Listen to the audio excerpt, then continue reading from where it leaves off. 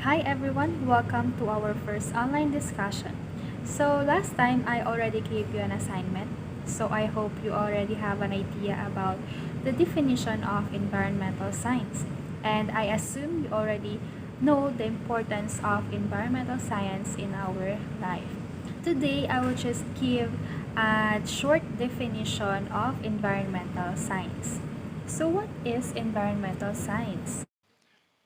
Environmental science incorporates the study of the physical, chemical, and biological processes that takes place on Earth, as well as the social, political, and cultural processes which impact the planet. So understanding environmental science is all about understanding everything in our environment. Even the smallest thing na may process dito sa ating mundo ay under ng environmental science. So ano yung importance ng environmental science? Bakit natin kailangang aralin at intindihin ang environmental science? So environmental science helps us to realize that we have different environmental problems in our surroundings. So even yung mga problems na akala natin simple lang, once na we understand environmental science, ma-open up ang ating mga isipan. Ano yung mga environmental problems na ito? Environmental problems such as climate change, global warming, ozone layer depletion, acid rains, and impacts on biodiversity. Kasama na dyan ang marine life at iba-iba pang mga species na naaapektuhan na because of different environmental problems.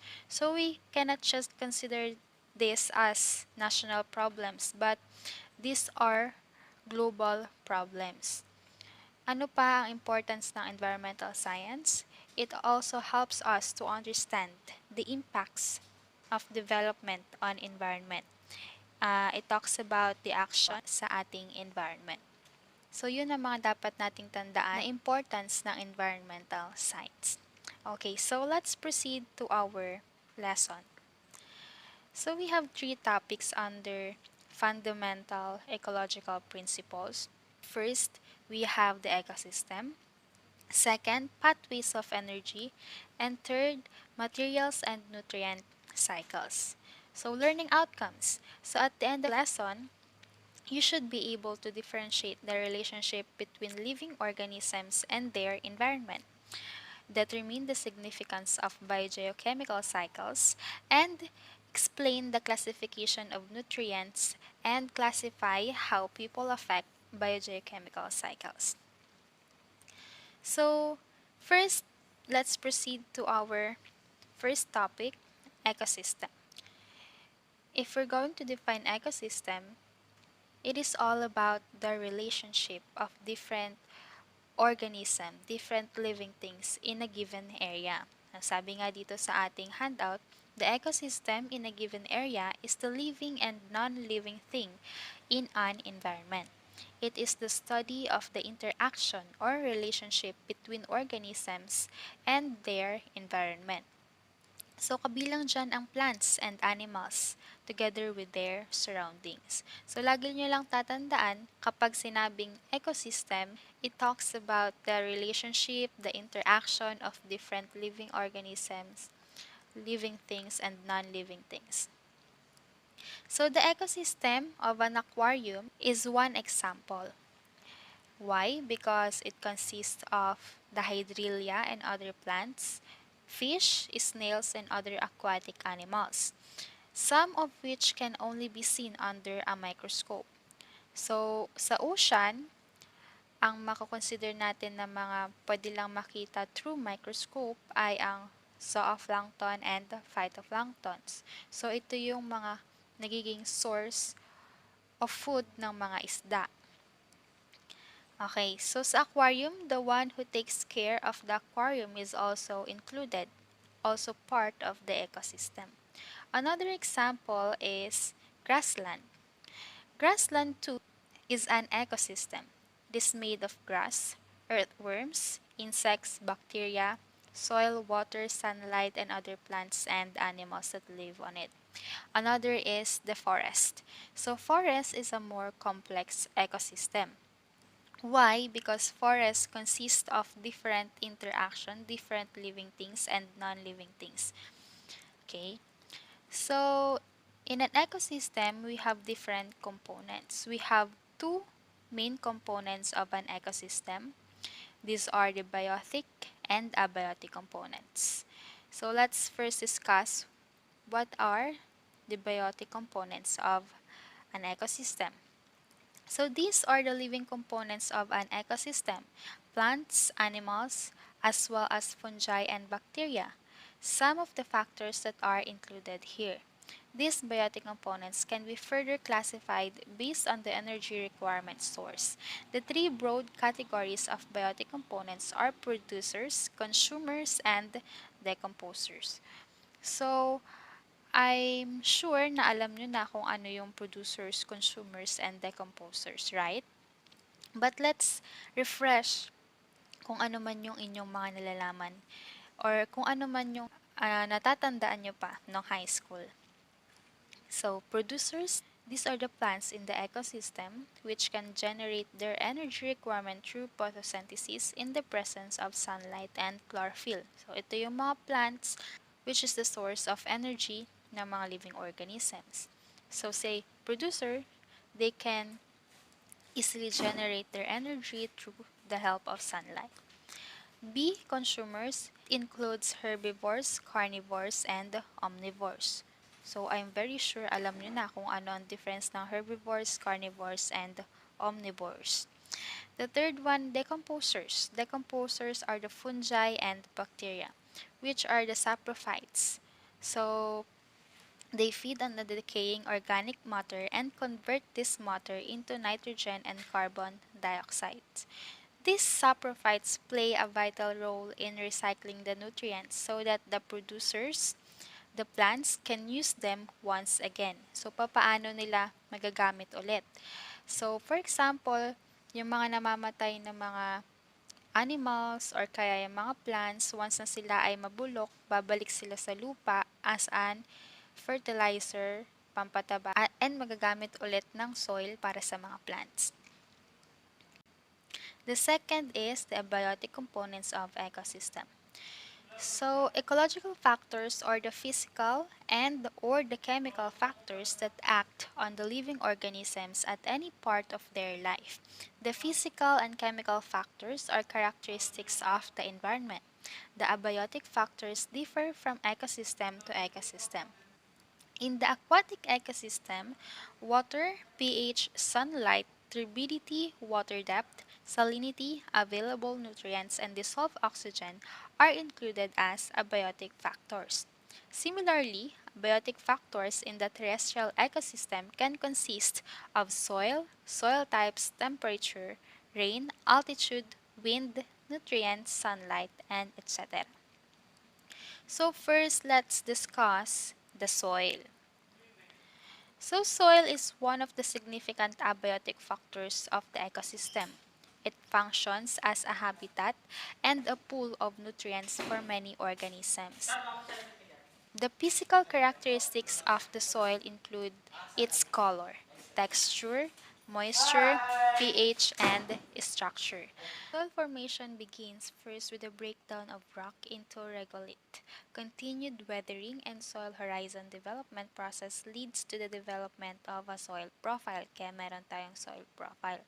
So, we have different horizons. We have O horizon, A horizon, E horizon, B, and letter C horizon. So sometimes meron pang R horizon. It depends on the area. Let's start with horizon O. So at the top of the profile is the O horizon. So the O horizon is primarily composed of organic matter. So andyan yung fresh litter, and it is found at the surface, while at the depth, all signs of vegetation structure has been destroyed by decomposition. So the decomposed organic matter or humus enriches the soil with nutrients. So yun yung nagpapataba palalo sa lupa. So it aids soil structure and enhances soil moisture retention. So the next one is the A horizon, Beneath the O horizon is the A horizon. The A horizon marks the beginning of the true mineral soil. In this horizon, organic material mixes with inorganic products of weathering. So the A horizon typically is a dark colored horizon due to the presence of organic matter, which is yung nanggaling na sa ating O horizon. So elevation or the removal of inorganic and organic substances from a horizon by leaching occurs in the A horizon. Yung elevation na tinatawag natin ay yung downward movement of soil water. The next horizon is E horizon. So the E horizon generally is a light colored horizon with elevation being dominant process. Leaching or the removal of clay particles, organic matter, and or oxides of iron and aluminum is active in this horizon.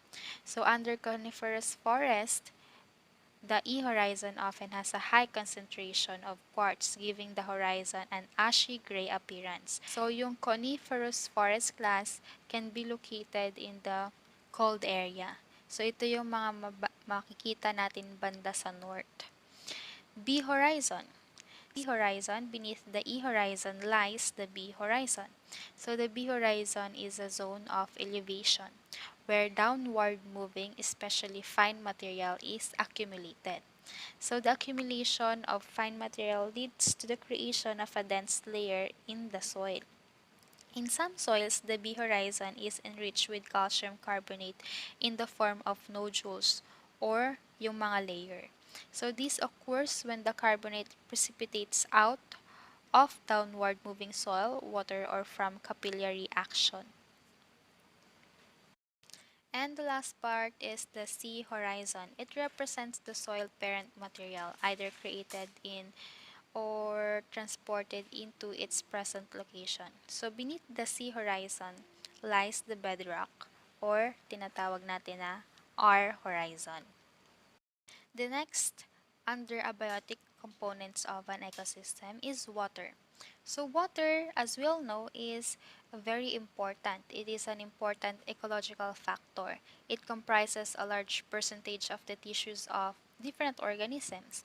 So no organisms will survive without water. Syempre, plants and animals have different adaptations that help them survive in different water conditions. So we have three main types of plants based on their tolerance to water. Kasama na nga dyan ang hydrophytes, halophytes, and xerophytes. So what is hydrophytes? So hydrophytes which grow in water and permanently waterlogged soils.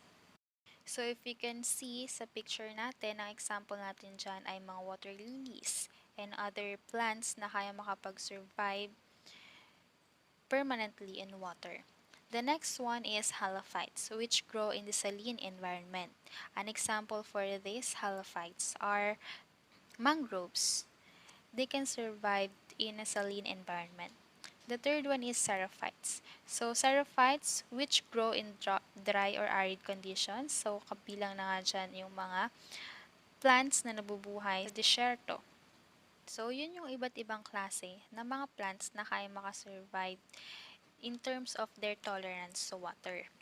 In animals naman, based on water pa din, water is used for cooling, circulation, and structure. Other animals have developed huge ears that have numerous tiny blood vessels close to the surface, acts as radiators, making them lose body heat. So if you can observe, there are different types ng mga animals and they have different types ng ears. And naka-base yung kanilang mga ears sa kung ano man yung temperature ng kanilang environment o ng kanilang area. So, ganun din sa ibang mga animals. So, yung kanilang physical structure ay naka-base sa kung ano man yung kanilang kinabibilangan na lugar. So, next ay light. So, syempre light ay kailangan din ng ating mga plants. Syempre, ang mga plants naka-base sa sunlight. Plants need light for the process of photosynthesis. Animal behavior is influenced by light. Light enables animals to perceive or detect objects.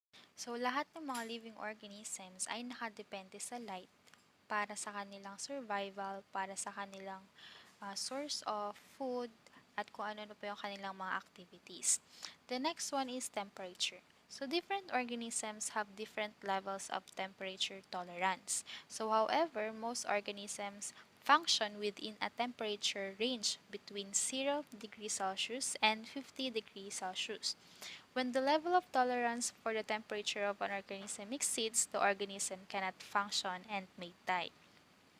So, meron tayong ma-observe na mga animals na kanilang mabuhay kahit na sobrang init or kaya sobrang lamig. And sabi ko nga kanina, depende sa kanilang physical structure yung kanilang pag-adapt sa kanilang environment. So, yung iba naman, nagkakaroon ng tinatawag natin na adaptation habang tumatagal, nakakasurvive sila. And meron din namang mga microorganisms na kaya talaga nilang mabuhay kahit na sobrang init or kaya sobrang lamig. So, the last one na under pa rin ng ating abiotic components of ecosystem is wind. So, wind, it is also an agent of pollination and seed dispersal. In this way, it helps in the propagation and distribution of plants in different places. So, as we all know, may mga plants tayo na wala silang seeds. So, because of wind, nakakapagpaparami pa rin sila, like yung mga ferns, kahit dun lang sa kanilang mga pores na nililipad ng hangin, na mas dumadami pa sila at napaparami pa sila, which is kailangan ng ating environment.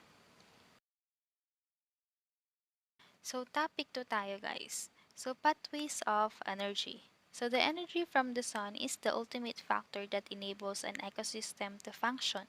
So, kagaya nga ng sabi ko kanina, lahat ay nangangailangan ng sunlight. Through green plants, solar energy is converted into chemical energy in the process of photosynthesis. So, organisms obtain energy in two ways. So, producing their own food or yung tinatawag natin na autotroph, and by eating other organisms. So, ito yung heterotroph. Feeding levels constitute a food chain. A food chain consists of the sequence of organisms that eat other organisms through which energy is transferred. So, every food chain always starts with the producer and ends with the decomposer. If you look at the picture, mas maintindihan natin yung flow ng energy sa bawat organism. So, however, the decomposers can directly act on each organism at every trophic level. When the plants die, the bacteria directly act on them. The herbivores can die and be acted upon by the decomposers, and similarly, the carnivores can die and be acted upon by the decomposers. Producers always occupy the first trophic level in the food chain. So next, the herbivores or the heterotrophs occupy the second trophic level and are therefore the primary consumers. The consumers that eat the herbivores occupy the third trophic level and they are considered as the secondary consumers. At the next higher level are the tertiary consumers, carnivores, which eat other carnivores. So kung mapapansin natin sa picture, habang tumatagal, mas lumalaki yung nagko-consume sa bawat organism. But if you will just observe, the more na mas madami na siyang nakakain, mas nababawasan ang flow ng energy habang tumataas, paliit ng paliit. Kaya nga siya parang pyramid. The next one is the food web. A food web consists of several interlocking food chains. It is a more complex pattern of energy transfer. So, kung kanina, isang chain lang siya, so alam nyo naman na ito. Sa food web naman is, ito ay complex pattern ng transfer of energy. So, makita natin sa picture is an example of terrestrial food web. So, hindi ko na yan explain dahil naintindihan nyo naman na yung food web at food chain. Biological magnification, under pa rin ito ng pathways of energy. Ang pinagkaiba nga lang dito ay hindi energy ang pinag-uusapan. So yan, biological magnification, understanding of the food chain and food web will help prevent the use of pesticides, which has damaged many of our wildlife. According to the encyclopedia, biomagnification or bioaccumulation refers to the ability of living organisms to accumulate certain chemicals to a concentration larger than occurring in their inorganic, non-living environment, or the case of animals in the food that they eat. An example for this is the DDT or dichlorodiphenyl trichloroethane. This is a chemical used for killing insects. So DDT is sprayed on insects, contaminates plants. And from plants, the chemical passes onto the herbivores and then to the carnivores, including humans. So for example, kapag ang isang tao nag-spray ng DDT at yung isang animal nakain niya yung plants na pinag-sprayhan ng DDT, papasa na ng papasa yung chemical na meron doon sa DDT hanggang ma-accumulate ng fish at makain ng tao yung fish. So, pati yung tao, nakakontaminate na rin siya. Some may be washed to the bodies of water like rivers. The chemical may be absorbed by the fish and then by the birds that eat the fish. The organisms in the last trophic level receive the highest amount of DDT. Biological magnification happens because organisms cannot metabolize the poisons. So, yung pinaka-last na mag-accumulate ng chemical na meron sa DDT, siya yung mas madaming level ng chemicals. So, halimbawa, kung yung human yung pinakalas na nag-accumulate ng organism na may DDT, so sa kanya mapupunta lahat ng or sa kanya mapupunta yung highest level ng chemical or ng contamination na yon. So, an example is the tahong. Sino mahilig kumain ng tahong dyan? So, halimbawa niyan is tahong. Ang tahong, kahit na anong taas ng level ng heavy metals, no, mga mercury or kaya kung ano mang heavy metals na present sa ocean, Hindi sila naapektuhan. kinain nyo siya, makakontaminate na rin kayo. And sometimes, kapag niluluto ang tahong, kapag pinuboil siya, mas lalong tumataas yung level ng heavy metals. Mas tumataas yung level ng heavy metals doon sa organism na yon. Okay, so ano ba yung causes and effects of this biological magnification? So the release of toxic chemicals and pollutants into the environment such as the seas, air, and land results in the accumulation of toxins and harmful substances in the environment. The concentration of these toxic chemicals and pollutants seem to be very low when released in different environments. It eventually accumulates and gets absorbed by lower organisms in the food chains, such as fish, earthworms, and plants. When the lower organisms are eaten by other organisms and the process goes up to the trophic levels, biological magnification occurs. So there are different effects, and these are first, impact on human health.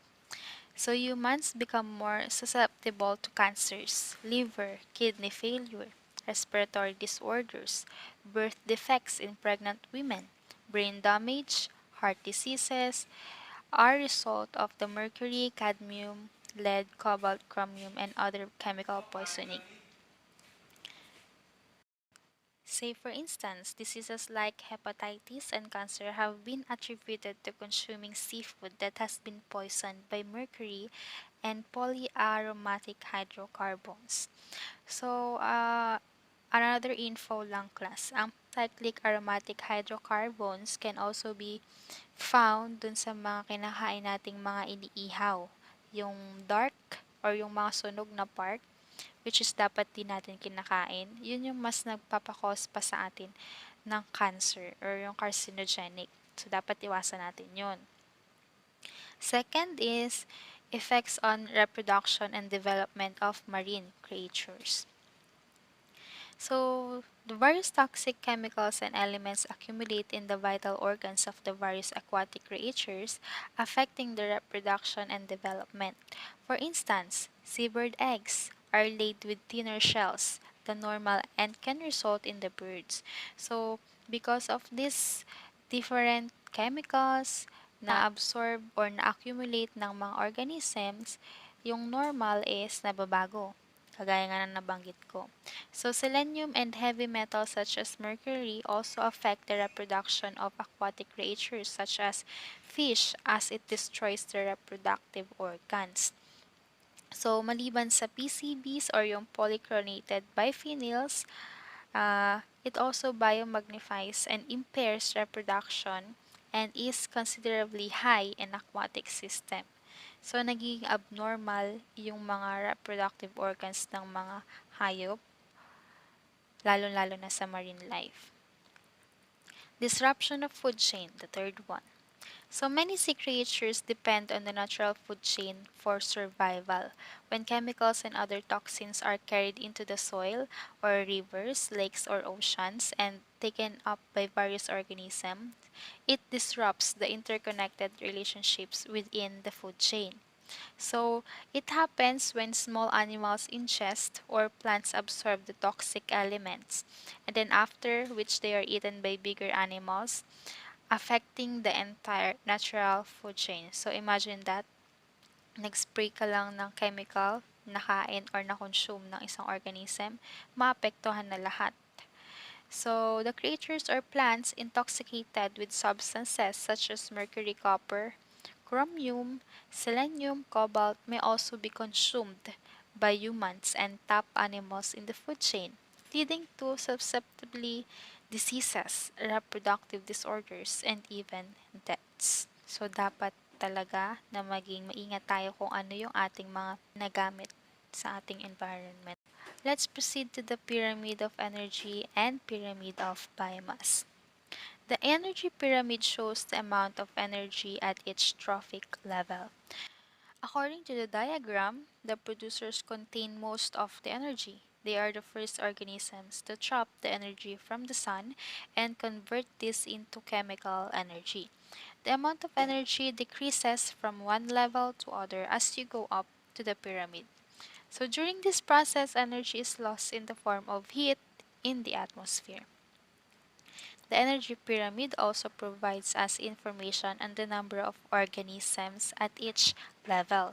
In most ecosystems, the producers have the highest number of organisms, and the top consumers found at the highest levels, and they are the fewest in terms of number.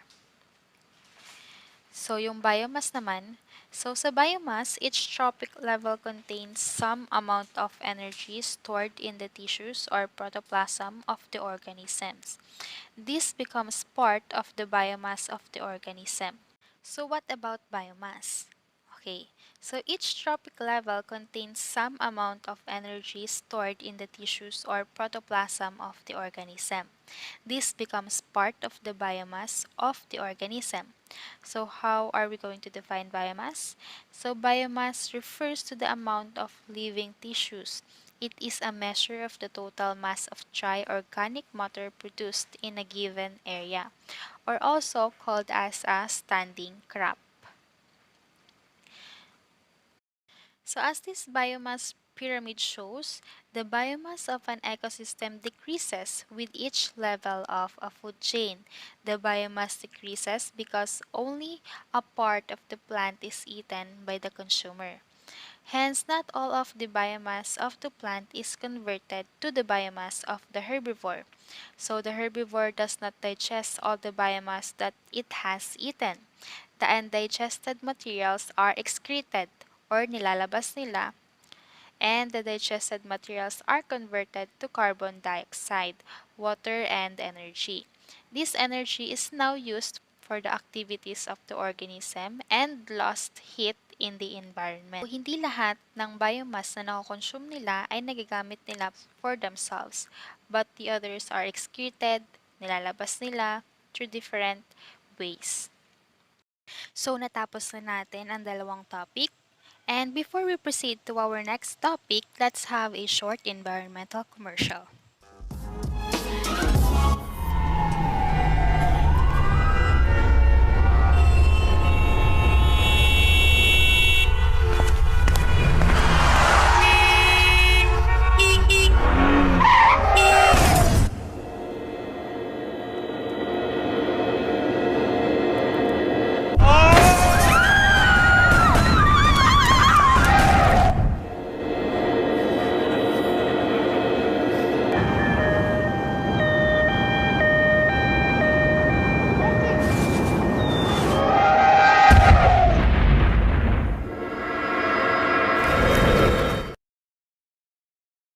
Yan. So let's proceed to our last topic. Kaya pa ba? Okay, so materials and nutrient cycles. So the energy that flows into an ecosystem cannot be recycled. Once the energy is used, it is lost. In contrast, when the bodies of dead plants and animals decompose, these are changed into nutrients through the action of bacteria and fungi. The nutrients are stored in a biotic environment, and these nutrients can be used again by plants. So these nutrients can be used over and over again. In this way, a cycle of nutrients is formed.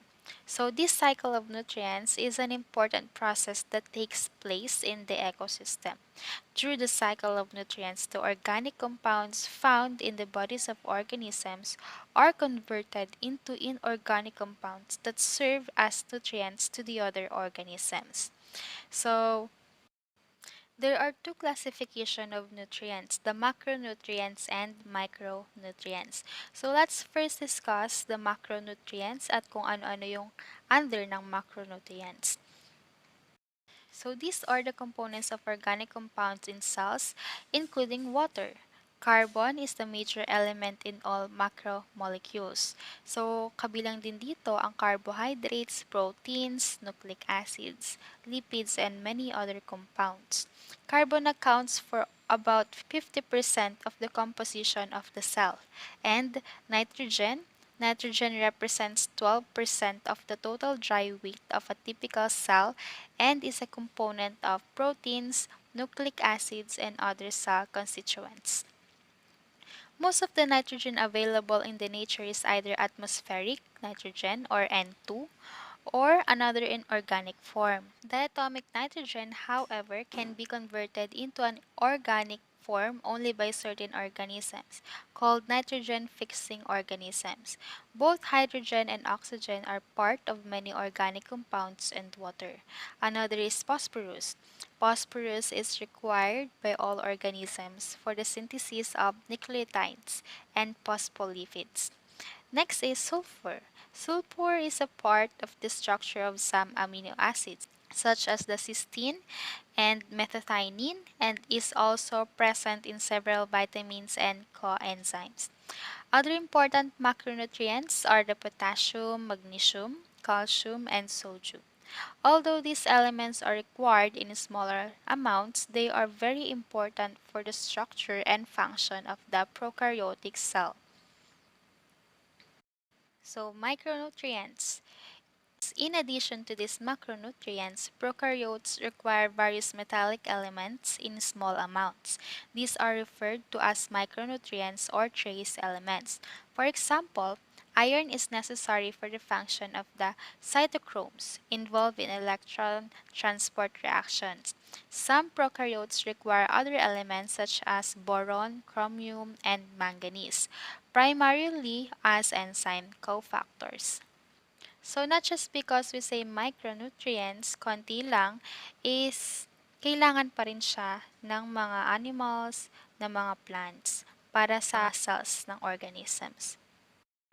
So, now you already know the different nutrients that are needed for the growth of the organisms. Let's proceed to the biogeochemical cycles.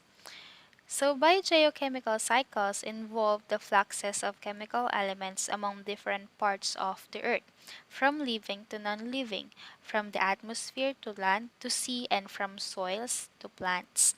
So, let's first discuss the water cycle.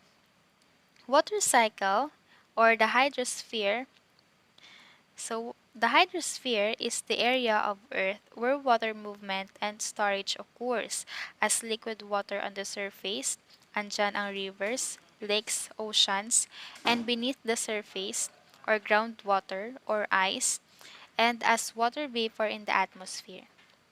The various processes that occur during the cycling of water are illustrated at the picture na makikita nyo dyan. The processes includes the following. The water cycle is driven by the sun's energy as it warms the oceans and other surface waters. This leads to evaporation, or the liquid water to water vapor, or liquid surface water sublimation of frozen water, thus moving large amount of water into the atmosphere as water vapor. Over time, this water vapor condenses into clouds as liquid or frozen droplets and eventually leads to precipitation. Ito yung form ng rain, snow, or hail, which returns water to Earth's surface. So rain reaching Earth's surface may evaporate again, flow over the surface, or percolate into the ground. Most easily observed is surface runoff, the flow of fresh water over land either from rain or melting ice. Runoff can make its way through streams and lakes to the oceans.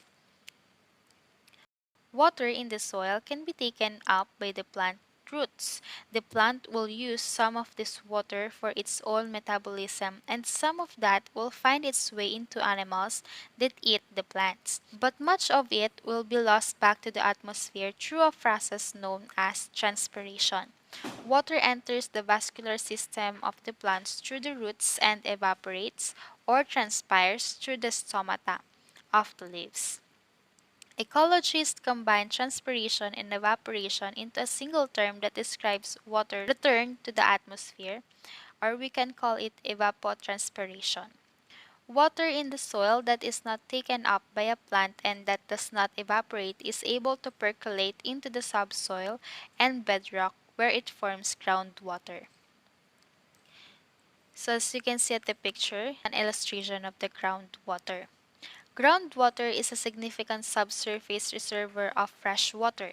It exists in the pores between particles in dirt, sand, and gravel, or in the fissures in rocks. Groundwater can flow slowly through these pores and fissures and eventually finds its way to a stream or lake where it becomes part of the surface water again. Many streams flow not because they are replenished from drain water directly, but because they receive a constant inflow from the groundwater below. Most groundwater reservoirs, or we can call it aquifers, are the source of drinking or irrigation water drawn up through wells. Rain and surface runoff are major ways in which minerals, including phosphorus and sulfur, are cycled from land to water. Next, carbon cycle. Organisms are connected in many ways, even among different ecosystems. A good example of this connection is the exchange of carbon between heterotrophs and autotrophs by way of atmospheric carbon dioxide. Carbon dioxide is the basic building block that autotrophs use to build high-energy compounds, such as glucose. The energy harnessed from the sun is used by these organisms to form the covalent bonds that link carbon atoms together. These chemical bonds store this energy for later use in the process of respiration. Carbon dioxide from the atmosphere dissolves in water and reacts with water molecules to form ionic compounds. Some of these ions combined with calcium ions in the seawater to form calcium carbonate, a major component of the shells of marine organisms. These organisms eventually die and their shells form sediments on the ocean floor. Over geologic time, the calcium carbonate forms limestone, which comprises the largest carbon reservoir on Earth. On land, carbon is stored in soil as organic carbon as a result of the decomposition of organisms or from weathering or terrestrial rock and minerals. deeper underground are fossil fuels, the anaerobically decomposed remains of plants and algae that lived millions of years ago. Fossil fuels are considered a non-renewable resource because their use far exceeds the rate of formation. A non-renewable resource is either regenerated very slowly or not at all. Another way for carbon to enter the atmosphere is from land, including land beneath the surface or the ocean, by the eruption of volcanoes and other geothermal systems. Carbon sediments from the ocean floor are taken deep within Earth by the process of subduction, the movement of one tectonic plate beneath another. Carbon is released as carbon dioxide when a volcano erupts or from volcanic hydrothermal vents. Next cycle is the nitrogen cycle. Nitrogen enters the living world through free living and symbiotic bacteria, which incorporate nitrogen into their organic molecules through specialized biochemical processes.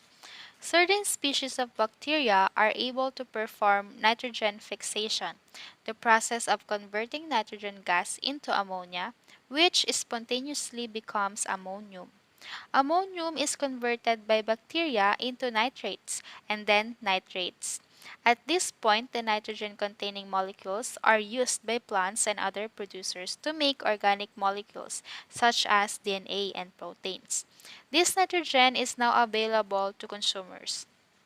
The nitrogen that enters living systems is eventually converted from organic nitrogen back into nitrogen gas by bacteria. The process of denitrification is when bacteria convert the nitrates into nitrogen gas, thus allowing it to re-enter the atmosphere. Human activity can alter the nitrogen cycle by two primary means. First is the combustion of fossil fuels, which releases different nitrogen oxides, and the use of artificial fertilizers, which contain nitrogen and phosphorus compounds in agriculture, then washed into lakes, streams, and rivers by surface runoff. Atmospheric nitrogen is associated with several effects on Earth's ecosystems, including the production of acid rain and greenhouse gas effects, potentially causing climate change. A major effect from fertilizer runoff is saltwater and freshwater eutrophication. This is a process whereby nutrient runoff causes the overgrowth of algae, depletion of oxygen, and the death of aquatic fauna. Okay, second to the last cycle, the Prosperous cycle. Phosphorus is an essential nutrient for living processes. It is a major component of nucleic acids and phospholipids, and as calcium phosphate, it makes up the supportive component of our bones. Phosphorus is often the limiting nutrient in aquatic, particularly freshwater ecosystems. Phosphorus occurs in nature as the phosphate ion. In addition to phosphate runoff as a result of human activity, natural surface runoff occurs when it is leached from phosphate-containing rock by weathering, thus sending phosphates into rivers, lakes, and ocean. This rock has its origins in the ocean. Phosphate-containing ocean sediments form primarily from the bodies of organisms and their excretions. However, volcanic ash, aerosols, and mineral dust may be significant phosphate sources. This sediment then is moved to land over geologic time by the uplifting of Earth's surface. Phosphorus is also reciprocally exchanged between phosphate dissolved in the ocean and marine organisms. The movement of phosphate from the ocean to the land and through the soil is extremely slow, with the average phosphate ion having an oceanic residence between 20,000 and 100,000 years. The last cycle is the sulfur cycle. Sulfur is an essential element for the molecules of living things. As part of the amino acid cysteine, it is involved in the formation of the proteins. As shown in this picture, sulfur cycles between the oceans, land, and atmosphere. Atmospheric sulfur is found in the form of sulfur dioxide, which enters the atmosphere in three ways. First, from the decomposition of organic molecules. second from volcanic activity and geothermal vents, and third from burning of fossil fuels by humans. On land, sulfur is deposited in four major ways: precipitation, direct fallout from the atmosphere, rock weathering, and geothermal vents. Atmospheric sulfur is found in form of sulfur dioxide, and as rain falls through the atmosphere, sulfur is dissolved in the form of weak sulfuric acid. Also, a sulfur-containing rock weather. Sulfur is released into the soil. These rocks originate from ocean sediments that are moved to land by geologic uplifting of ocean sediments. Terrestrial ecosystems can then make use of these soil sulfates, which enter the food web by being taken up by plant roots. When these plants decompose and die, sulfur is released back into the atmosphere as hydrogen sulfide gas. Sulfur enters the ocean in runoff from land, from atmosphere fallout, and underwater geothermal vents. Some ecosystems rely on the chemoautotrope, using sulfur as biological energy source. This sulfur then supports marine ecosystems in the form of sulfates. Human activities have played a major role in altering the balance of the global sulfur cycle. The burning of large quantities of fossil fuel, especially from coal, releases larger amounts of hydrogen sulfide gas into the atmosphere. As rain falls through this gas, it creates a phenomenon known as acid rain, which damages the natural environment by lowering the pH of lakes, thus killing many of the residents' plants and animals. So now you all know the different cycles that takes place in our environment.